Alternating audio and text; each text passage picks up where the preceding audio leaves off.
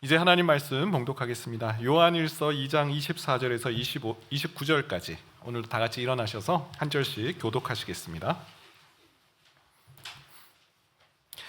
너희는 처음부터 들은 것을 너희 안에 거하게 하라. 처음부터 들은 것이 너희 안에 거하면 너희가 아들과 아버지 안에 거하리라. 영원한 생명이니라. 너희를 미혹하는 자들에 관하여 내가 이것을 너희에게 썼노라.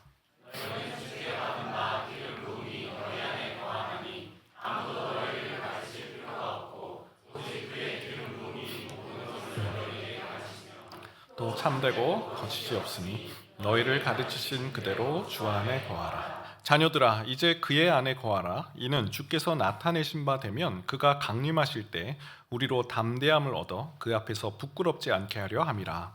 너희가 그가 의로우신 줄을 알면 의를 행하는 자마다 그에게서 난 줄을 알리라. 아멘. 자리에 앉으시겠습니다.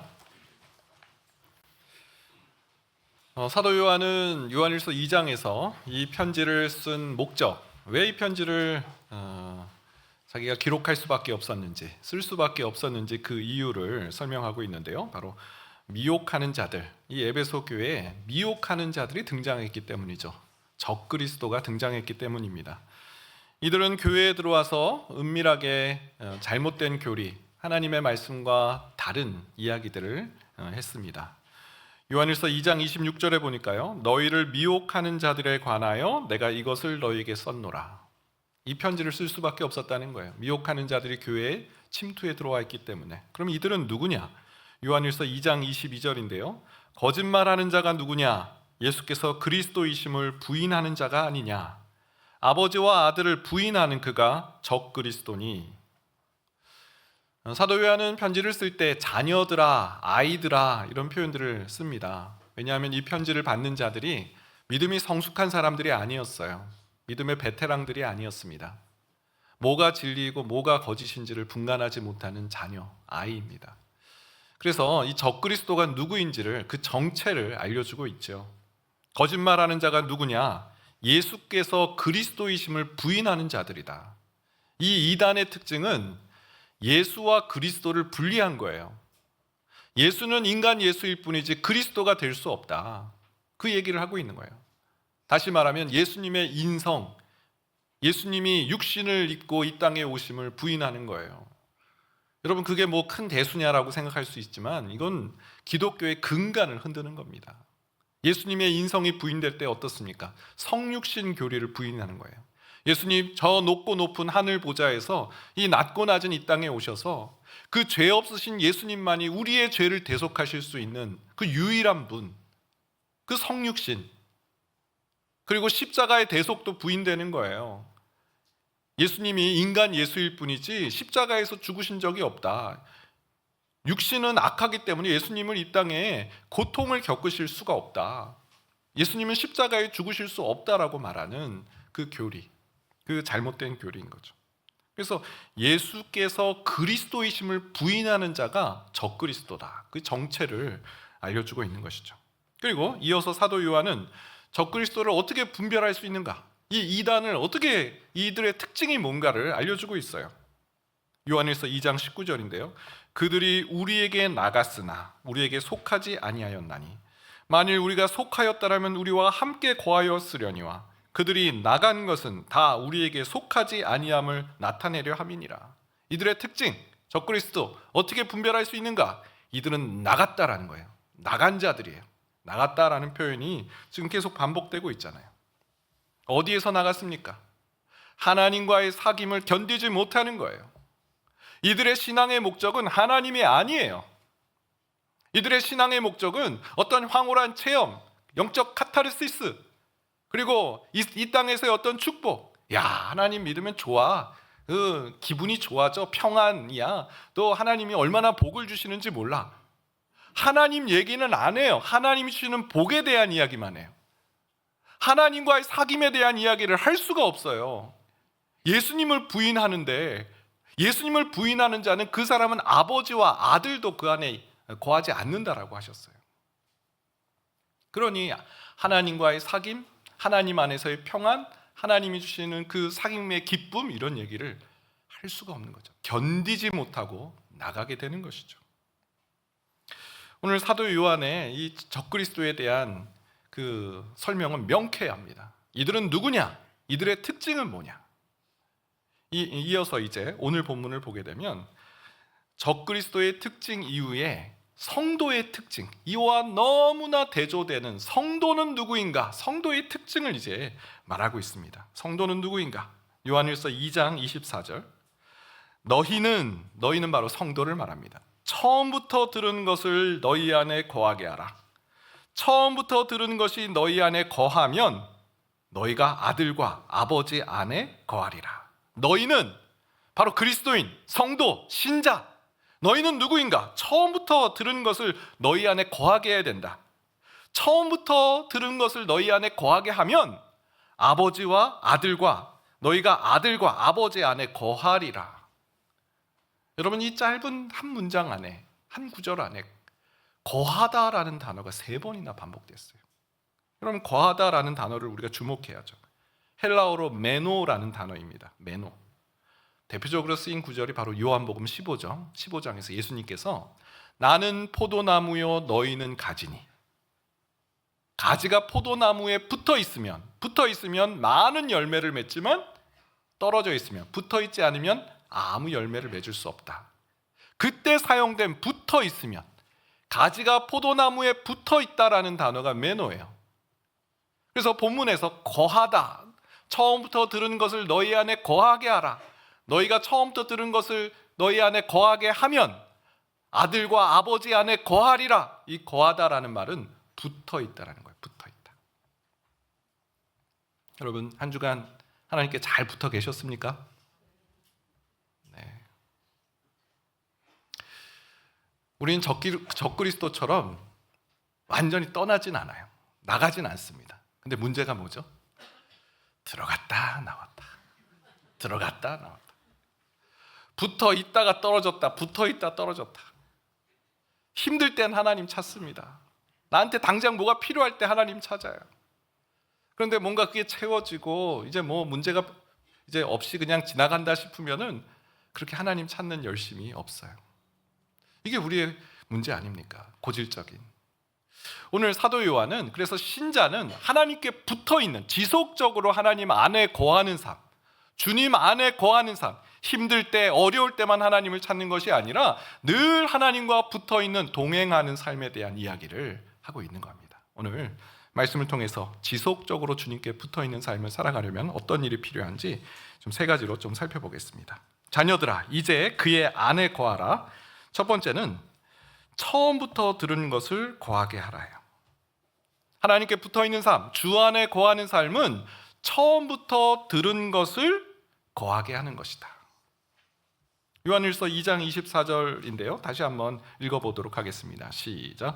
너희는 처음부터 들은 것을 너희 안에 거하게 하라.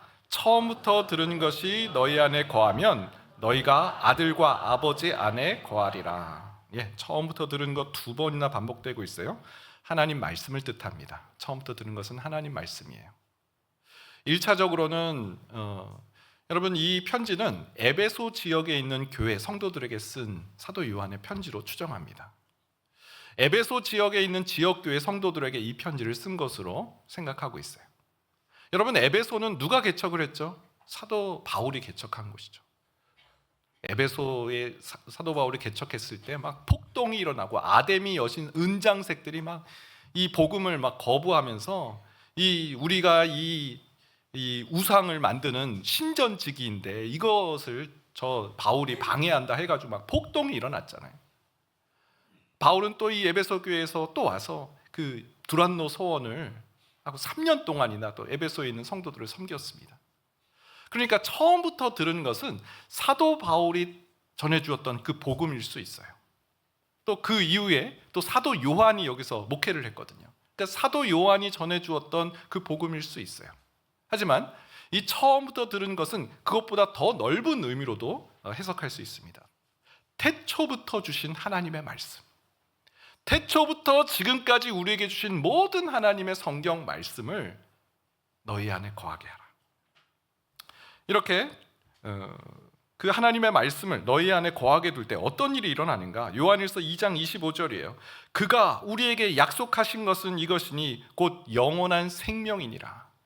주 안에 거하게 되면, 처음부터 들은 것을 너희 안에 거하게 해서 주 안에 거하게 되면 우리 안에 그 약속, 주님께서 약속하신 것이 뭐죠? 영원한 생명, 생명력 있는 그리스도인으로 살아갈 수 있다라는 거예요. 누가복음 24장을 보게 되면요, 엠마오 마을로 가던 두 제자 이야기가 나옵니다. 너무나 유명한 이야기죠. 이 엠마오로 지금 이 제자 두 명이 낙향을 하고 있어요. 낙향, 고향으로 돌아가고 있는 거예요. 이들의 마음은 성경에 기록된 슬픈 빛을 띠었다. 천근만근 집으로 돌아가는 길이 너무 무거웠어요. 그도 그럴 것이 3년 동안 따랐던 예수님을 지켜주지 못했잖아요. 스승을 지키지 못했다는 죄책감, 스승을 배신했다는 그 죄책감, 또 그동안 3년 동안 예수님께 자신의 인생을 모두 다 쏟았잖아요. 제자들은 예수님을 따를 때 배를 버려두고 떠났어요. 그물을 버려두고 예수님, 가족을 버리고 예수님을 따랐어요. 근데 그 3년이 지난 지금 아무것도 남은 것이 없는 거죠. 무슨 소설의 제목처럼 그리고 아무 일도 없었다. 의구심, 도대체 무슨 일을 한 거지? 그 예수님이 하셨던 그 놀라운 기적은 무슨 의미지? 의구심, 죄책감, 집으로 돌아가는 길이 너무 슬픈 거죠.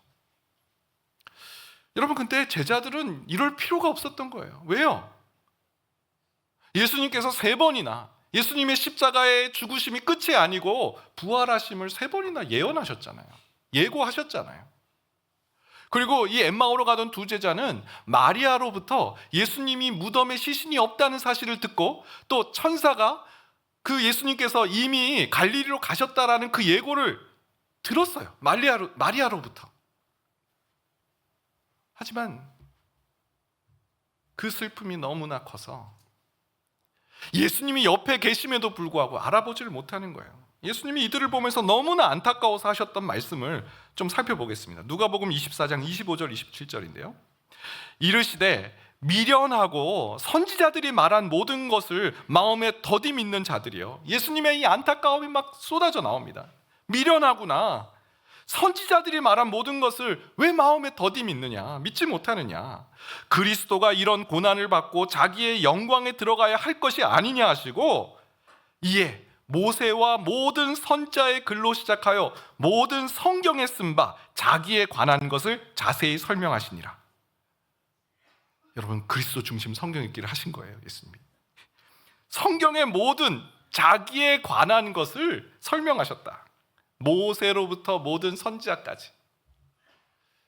예수님이 하신 일이 뭐죠? 그 슬픔에 압도되어서 예수님을 알아보지 못하는 그 영적 장님이 되어버린, 그 생명력 잃어버린 그 제자들에게 예수님이 하신 처방이 뭐냐고 말입니다.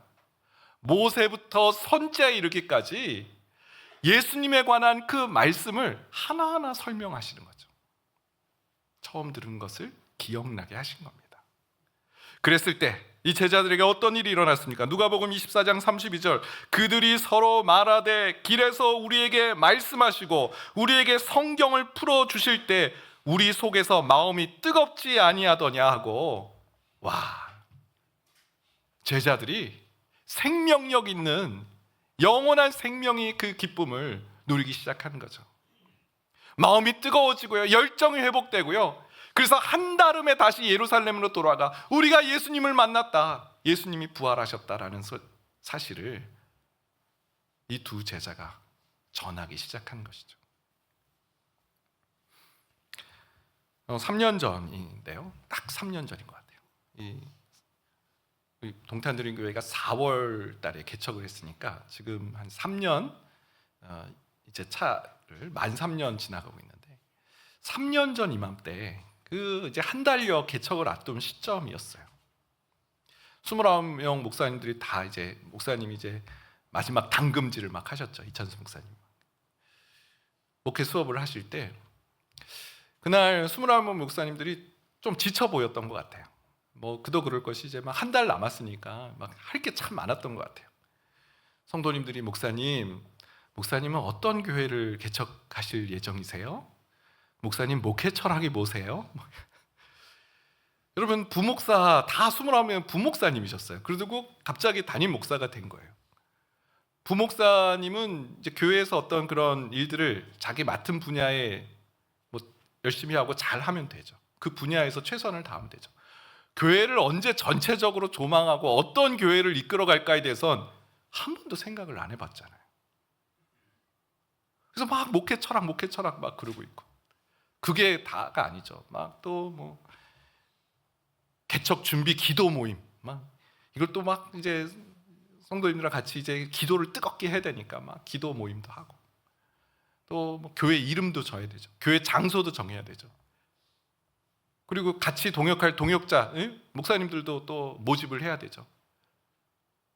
교회 인테리어는 또, 교회 미디어는 뭐 디테일로 들어가면 뭐 한두 가지가 아닌 거예요.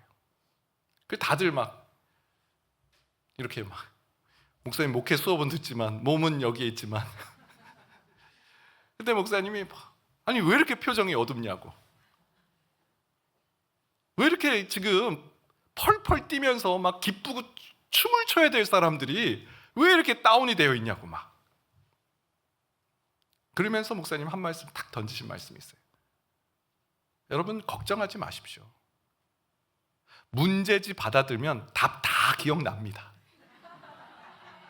문제지 받으면 답이 다 기억난다는 거예요. 제가 3년 동안 이 말씀을 얼마나 곱씹었는지 모릅니다.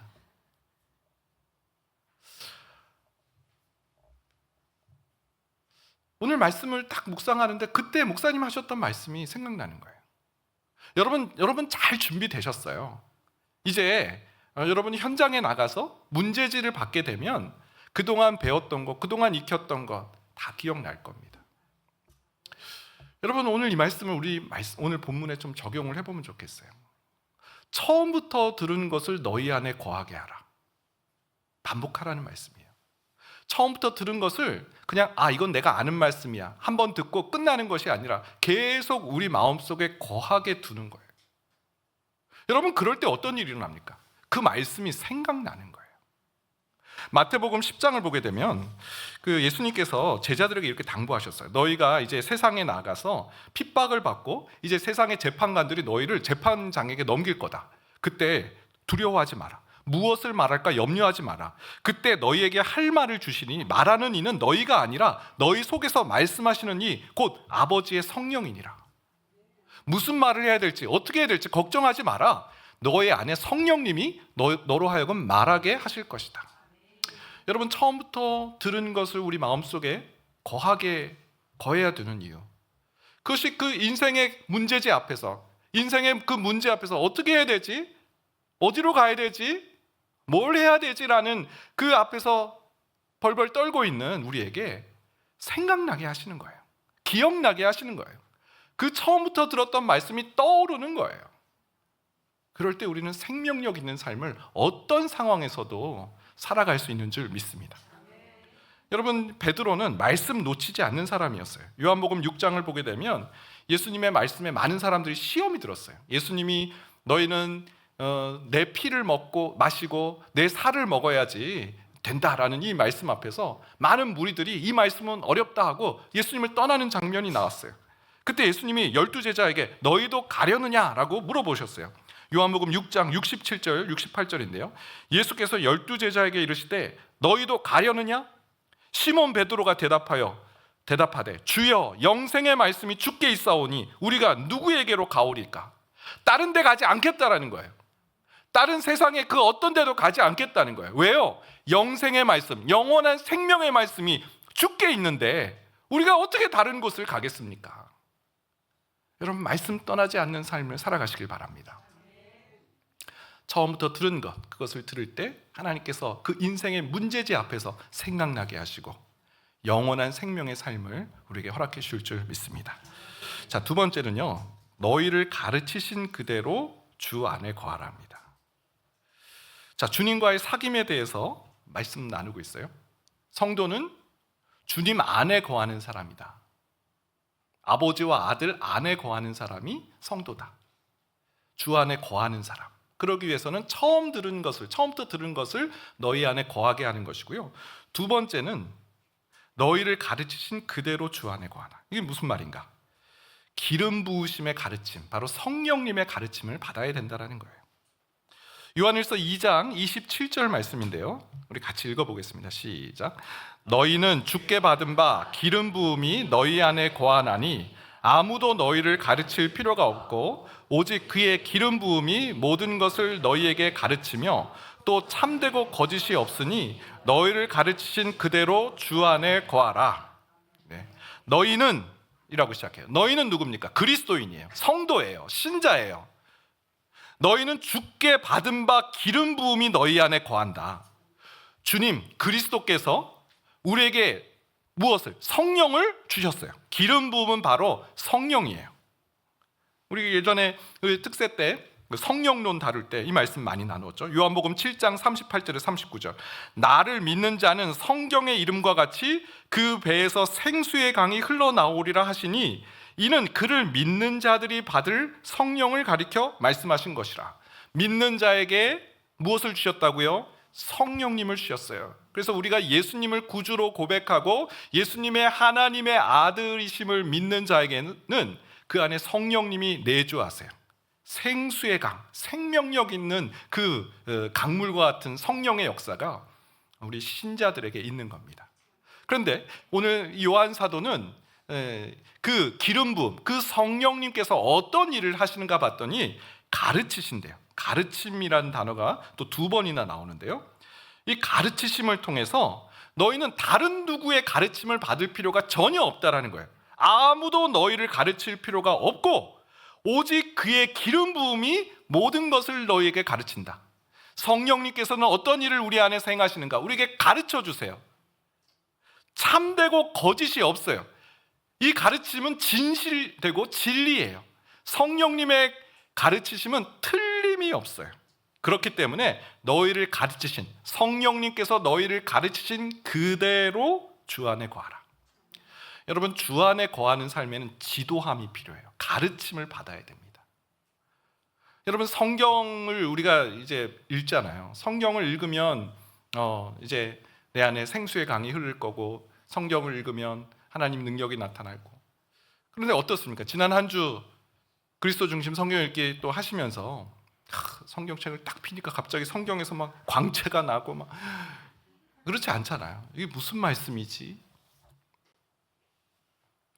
마태복음, 사도행전이죠. 사도행전의 그 8장을 보게 되면 이디오피아 여왕 간닥의 국고를 맡은 네시가 이제 예루살렘에서 예배를 마치고 본국으로 돌아가는 그 상황이었어요. 참 열심히 특심인 사람이에요. 에디오피아에서 예루살렘까지 이 절기 때 예배를 드리고 이제 돌아가는 거예요. 이 사람이 수레를 타고 집으로 재무부 장관이거든요. 국고를 맡았으니까 엄청 부자인 거죠. 수레를 타고 가면서 뭘 봤는가 봤더니 성경을 본 거예요. 이 네시가 얼마나 성경의 특심이었는지를 열심이었는지 알 수 있는 대목이죠. 그 흔들리는 수레에서 막 향락과 유의를 즐기는 것이 아니라 성경을 보고 있다? 성경을 귀히 여기는 사람이었어요. 근데 문제는 아무리 봐도 이 성경이 무슨 뜻인지 모르겠다라는 거죠. 이사야서에 등장하는 이 도살장에 끌려가는 이 고난당하는 어린 양이 도대체 누구인지, 이사야 선지자 본인 자신인지 아니면 또 다른 누구인지, 성경을 읽지만 답답한 거예요. 성경을 읽지만 도대체 무슨 말인지 모르겠는 거예요.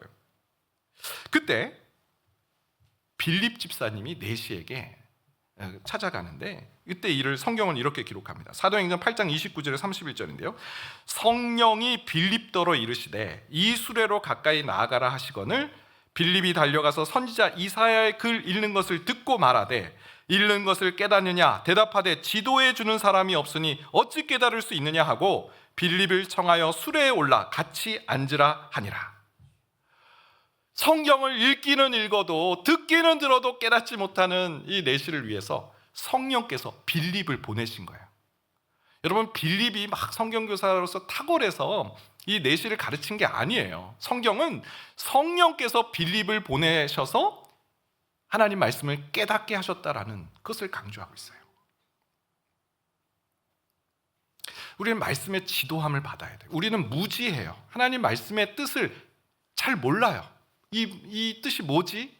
그래서 지도함을 받아야 되는데 누구의 지도함입니까? 성령의 지도함이에요. 성령의 지도함. 하나님께서 사람들을 통해서 하나님의 뜻을 알려주세요. 성경의 계시를 알려주세요. 성경의 중심이신 예수 그리스도를 알려주세요. 이번 주부터 다락방이 시작됩니다. 너무 기대가 돼요. 여러분, 그런 찬양 있잖아요. 우리 모일 때 주 성령 임하리. 다락방 모임은 성령의 모임이에요. 하나님을 믿는 사람들의 모임이에요. 성령 안에서 교제하는 모임이에요. 그래서 우리 입술을 통해서 하나님의 말씀들이 나누어지는 거예요. 하나님의 말씀이 전해지는 거예요. 하나님의 뜻을 알게 되어지는 시간이 다락방 모임인 줄 믿습니다. 여러분, 이 성령의 가르치심, 왜 우리가 주 안에 거하기 위해서 성령의 가르치심이 필요한가? 우리가 무지하기 때문에. 두 번째는요, 이 성령의 가르침이 필요한 이유는 우리가 성경을 올바로 해석해내지 못하기 때문에 그래요. 우리의 죄성 때문에. 우리의 죄성 때문에 성경을 보더라도 다 자기식으로 꿰어 맞추기, 아전인수로 성경을 볼 때가 너무 많다는 거예요. 예전에도 한번 말씀드린 것 같은데, 한 20년 전에 그 청년부 수련회에서 그 어느 청년 회원이 했던 그 큐티를 잊을 수가 없어요. 창세기 30장 본문, 이 야곱이 그 라반의 집에 가서 그 고생하던 그 본문이에요. 라헬에게 홀딱 반해가지고 라헬과 결혼을 하려고 이제 라반에게, 외삼촌 라반에게 라헬과 결혼하고 싶습니다. 그랬더니 그러면 7년을 봉사하라는, 그래서 7년을 봉사하기로 했어요. 그래서 딱 결혼을 했는데 레아잖아요. 언니. 이게 어떻게 된 일이에요? 7년이나 봉사해서 이 아내를 얻으려고 했는데 당장 가서 따졌죠. 그랬더니 라반이 하는 말이, 우리 지역에서는 언니가 먼저 결혼한 예는 없다. 아니, 그러려면 먼저 얘기를 해줬어야지, 계약할 때. 그래서 또 7년을 또 고생을 하는 거예요. 그래서 이제 14년이 됐어요. 그러자 이제 라헬과 레아의 몸종들이 있죠. 실바와 빌하가 있어요. 그래서 4명의 아내를 원치 않게, 야곱은 전혀 이런 의도가 없었어요. 원치 않게 맞아들인 거예요. 그런데 이 청년의 그 큐티, 제목이 고진감래예요. 야곱의 인생에 드디어 햇볕이 비쳤다. 그 고생하더니 하나님께서 4명의 아내를 맞이하게 하셨다. 할렐루야. 이 얼마나 이 성경을 보면서 우리의 왜곡된 이 죄성이 성경의 그 뜻을 잘 우리가 헤아리지 못하게 하는 거예요. 여러분, 이런 일들은요 자주 있어요. 이 마태복음에 봐도 놀랍게도요, 사단이 자기식으로 성경을 해석해서 유혹하는 장면이 있잖아요. 마태복음 4장 5절 6절이에요. 이에 마귀가 예수를 거룩한 성으로 데려다가 성전 꼭대기에 세우고 이르되 내가 만일 하나님의 아들이어든 뛰어내리라. 성전 꼭대기에 올라가서 뛰어내리라고 말해요. 그러면서 놀랍게도 성경을 인용하네요. 기록되었으되 그가 너를 위하여 그의 사자들을 명하시리니 그들이 손으로 너를 받들어 발이 돌에 부딪히지 않게 하리로다 하였느니라. 여러분, 지금 사탄이 인용하고 있는 기록되었을 때 이 말씀은 시편 91편 11절 12절이에요. 보겠습니다. 그가 너를 위하여 그의 천사들을 명령하사 내 모든 길에서 너를 지키게 하심이라. 그들이 그들의 손으로 너를 붙들어 발이 돌에 부딪히지 아니하게 하리로다. 똑같은 말씀이 있어요. 그런데 이 말씀의 목적이 그러니 너희는 절벽에 올라가서 뛰어내려라 아니잖아요. 이 시편 91편은 하나님이 우리의 피난처가 되신다. 하나님이 우리의 보호자가 되신다. 하나님께서 천사들을 대동하셔서 우리의 발이 땅에 부딪히지 않도록 보호해 주신다. 하나님의 보호하심, 아니 그걸 강조하기 위해 쓴 편지인데, 그러니 절벽에서 뛰어내려라. 여러분, 우리는 성경을 보더라도 다 자기식대로, 내가 이로운 대로. 그래서 성령의 가르치심, 이 성경이 모든 감동으로, 하나님의 감동으로 쓰여졌잖아요. 성경은 하나님의 감동으로 된 것으로 교훈과 책망과 바르게 함과 의로 교육하기에 유익하다. 하나님의 감동으로 쓰여졌어요. 하나님의 목적, 하나님의 뜻, 예수 그리스도를 설명하시기 위해 주신 말씀이에요. 그래서 우리는 성령님의 지도함을 받아야 된다는 것이죠. 그리스도 중심 성경 읽기, 여러분 이 한 주간 꼭 성령님의 도우심을 구하시길 바랍니다. 내 목적, 어떤 목적을 이루기 위한 성경 말씀 읽기가 아니라 내 어떤 상황에 보니까 성경이 딱 들어맞네, 이게 아니라 하나님 누구시죠? 하나님 성경을 읽는 목적은 주 안에 거하는 것이라고 하였는데 하나님이 어떤 분이시죠? 하나님과 더 친밀한 교제를 나누기 위해 어떻게 해야 되겠죠? 예수님을 닮아가는 삶이 뭐죠? 성령님 알려주세요. 성령님 오늘 이 말씀에서 예수님이 누구신지, 이 본문에서 하나님께서 원하시는 뜻이 무엇인지를 분별하고 발견하게 하여 주옵소서. 꼭 성령님의 가르치심을 따라 주 안에 거하는 성도들 되시길 축원드립니다. 마지막 세 번째는요, 그가 강림하실 때입니다. 그가 강림하실 때. 지금 사도 요한은 주 안에 거하는 삶을 살기 위해서는, 주 안에 거하기 위해서는 말씀이 중요하다. 처음부터 들은 것을 너희 안에 거하게 하라. 또 그의 가르침, 성령의 가르침대로 그의 안에 거하라. 주의 안에 거하라. 말씀과 성령을 강조했어요. 그리고 이제 세 번째에서는, 그러면 왜 이렇게 주님 안에 거하는 것이 중요한가?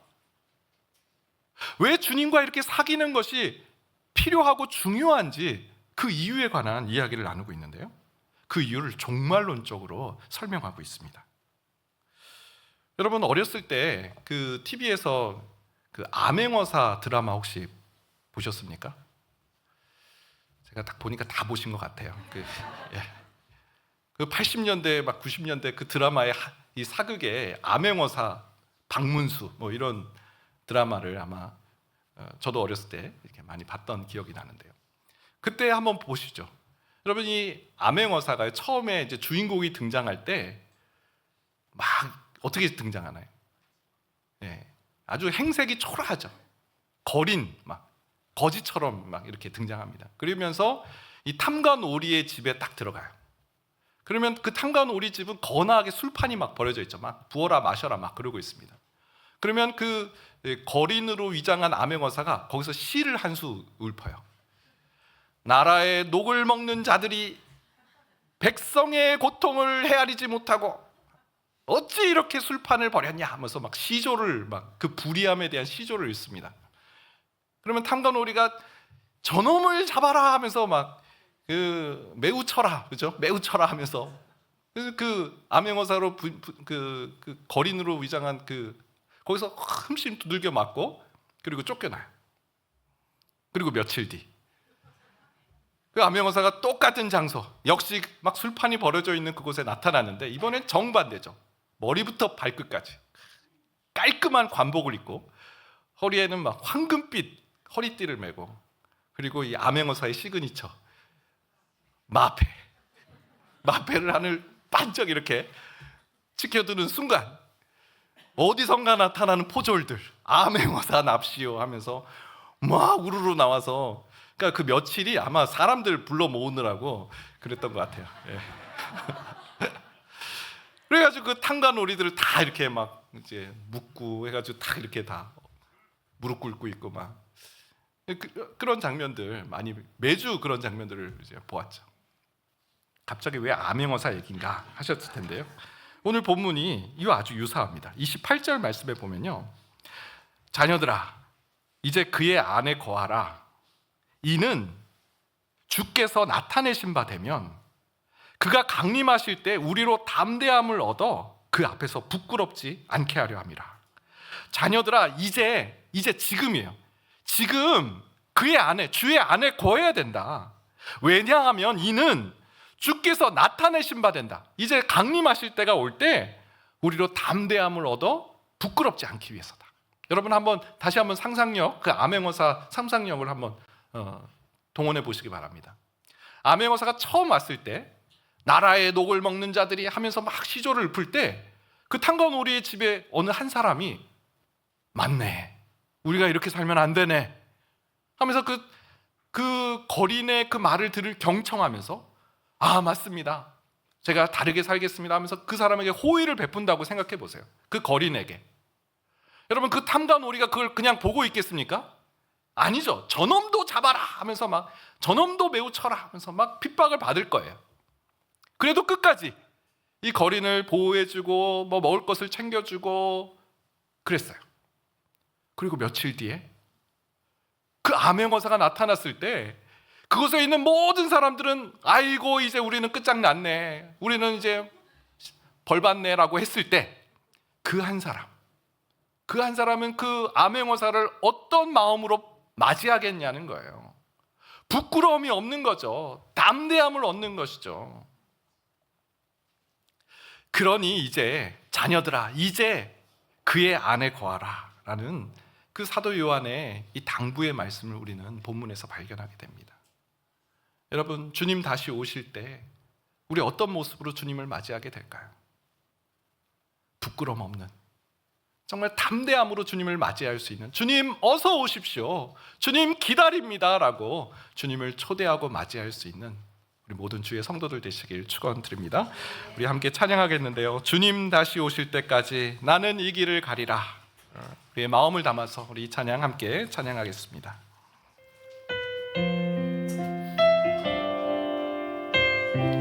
주님 다시 오실 때까지, 주님 다시 오실 때까지 나는 이 길을 가리라.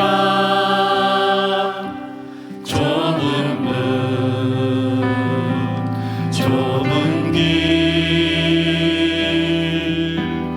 나의 십자가 지고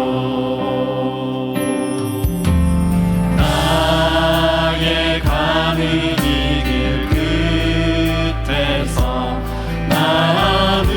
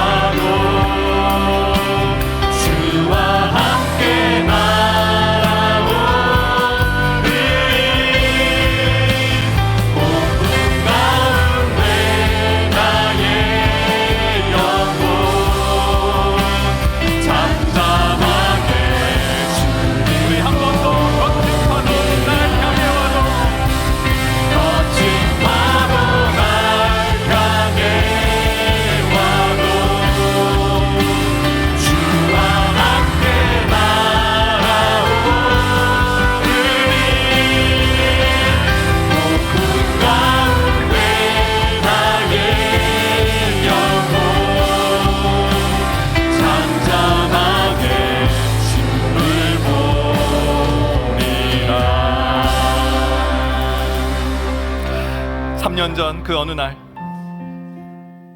어떻게 하지? 그 문제 앞에서 두려워하고 떨고 있었던 그 29명 목사님들에게 걱정하지 마십시오. 문제집 받으면 다 생각납니다. 여러분, 우리의 인생에 이 문제집 앞에 서 있지 않습니까? 하나님 어떻게 하면 좋죠? 벌벌 떨고 있는 우리 심령들 아닙니까? 처음부터 들은 것, 주 안에 거하는 삶, 성령님의 가르치심 가운데 거하는 삶, 오늘 그 문제집 앞에서 하나님께서 지도해 주시고 하나님께서 말씀하시는 답을 찾아 나가면 우리는 거친 파도에도 폭풍 중에도 잠잠히 주님을 믿고 의뢰할 수 있음을 찬양으로 고백한 것처럼 이 한 주간 그 능력의 삶을 살아가게 하여 주옵소서. 주여 한번 해주시고 기도하며 나가겠습니다. 주여,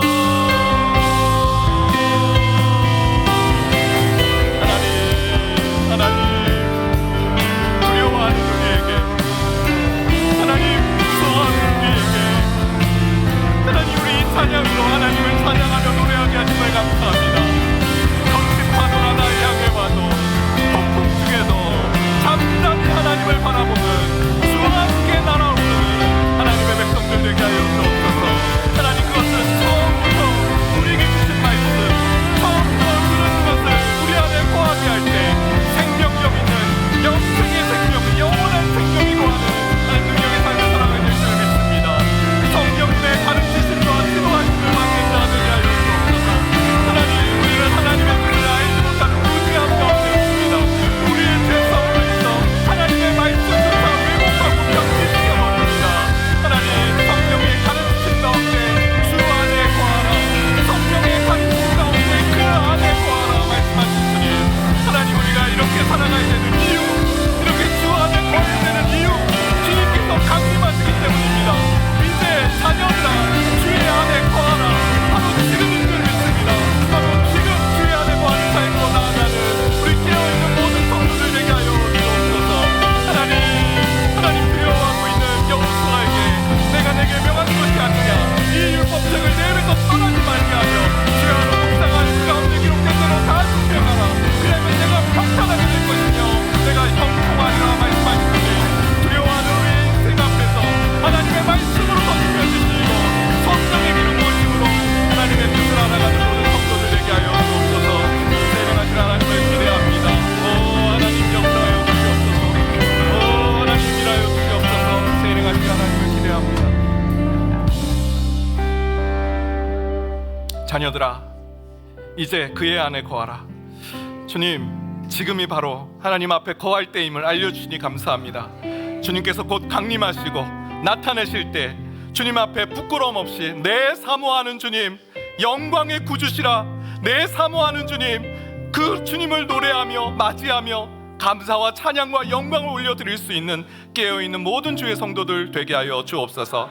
인생의 문제지 앞에서 벌벌 떨고 두려워할 것이 아니요, 처음부터 들은 것 하나님의 말씀이 떠올라지고 주의 길을 발견하고 찾아낼 수 있는 그런 안목과 영원한 생명력을 우리에게 허락해 주시옵소서. 지금은 우리 주 예수 그리스도의 은혜와 하나님의 그 크신 사랑하심과 성령님의 인도 교통 위로하시는 놀라우신 은총이, 자녀들아 이제 주의 안에 거하라, 그의 안에 거하라, 이 말씀 기억하며 말씀 또 성령 붙잡고 살아가기로 마음에 다짐하는 이곳의 모든 주님의 권속들 머리 위에 이제로부터 영원까지 함께 하시길 축원하옵나이다. 아멘.